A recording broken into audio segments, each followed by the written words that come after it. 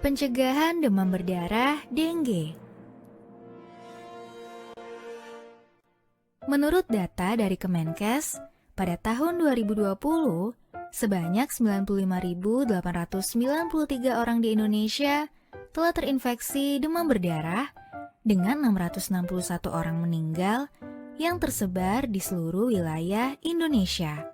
Dari data tersebut, mengapa terjadi banyak kasus penderita demam berdarah dan apa saja yang harus dilakukan untuk mencegahnya? Demam berdarah dengue atau DBD adalah penyakit yang disebabkan salah satu dari 4 virus dengue. Virus dengue mempunyai 4 jenis serotype, yaitu Den strip 1 hingga Den strip 4. Sekali terinfeksi satu serotype, tidak bisa memberikan kekebalan jangka panjang untuk serotype lainnya. Virus dengue ditularkan oleh nyamuk betina Aedes aegypti dan Aedes albopictus yang umum berada di tempat beriklim tropis.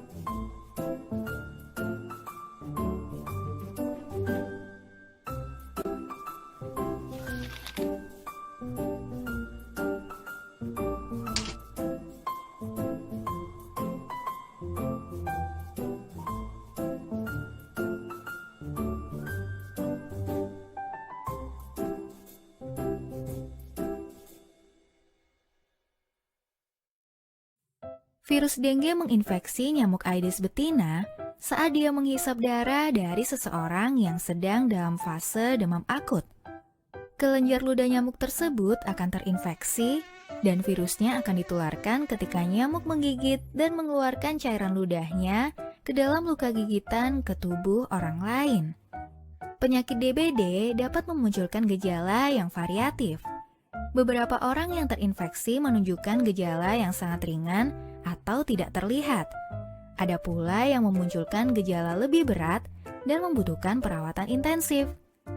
Beberapa gejala DBD adalah demam tinggi mencapai 40 derajat Celcius 2-7 hari, nyeri kepala, nyeri saat menggerakkan bola mata, adanya tanda-tanda pendarahan seperti bintik merah di kulit, BAB berdarah, mimisan, dan gusi berdarah, nyeri otot, nyeri ulu hati, kebocoran plasma dari dalam pembuluh darah ke jaringan sekitarnya, bahkan dalam kasus yang parah, DBD dapat mengakibatkan kematian. Klasifikasi penyakit DBD. 1. Demam dengue, yaitu demam disertai nyeri di kepala, belakang mata, otot, atau sendi. Terjadi leukopenia atau leukosit kurang dari 50.000, trombositopenia atau trombosit kurang dari 100.000, tetapi tanpa kebocoran plasma. 2. DBD derajat 1. Sama dengan demam dengue, tetapi disertai uji tourniquet positif, yaitu muncul peteki atau bintik merah dan kebocoran plasma yang menyebabkan penumpukan cairan di rongga tubuh. 3. DBD derajat 2. Sama dengan DBD derajat 1, tetapi disertai pendarahan spontan seperti gusi berdarah, mimisan, muntah berdarah, BAK atau BAB berdarah. 4. DBD derajat 3. Sama dengan DBD derajat 2, tetapi disertai kegagalan sirkulasi, ditandai kulit terasa lembab dan dingin, gelisah, nadi teraba lemah, dan hipotensi. Kondisi pre-shock ini harus segera ditangani agar tidak memburuk. Hilangnya darah dan cairan tubuh dalam jumlah yang besar dapat menyebabkan terjadinya shock hipovolemik, lalu terjadi kerusakan organ. 5. DBD derajat 4. Pada kondisi ini sudah terjadi shock berat disertai tekanan darah dan nadi tidak terukur. Sebagian besar kematian karena DBD disebabkan karena shock. 6. Expanded Dengue Syndrome. Ialah demam berdarah dengan manifestasi klinis pada organ, meliputi otak, hati, ginjal, dan keterlibatan organ lainnya.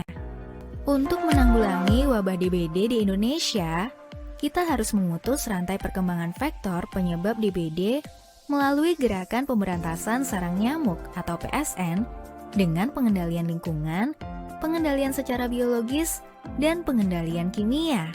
Usaha pengendalian lingkungan yang dapat dilakukan adalah melalui 3M, menguras, menutup, mengubur.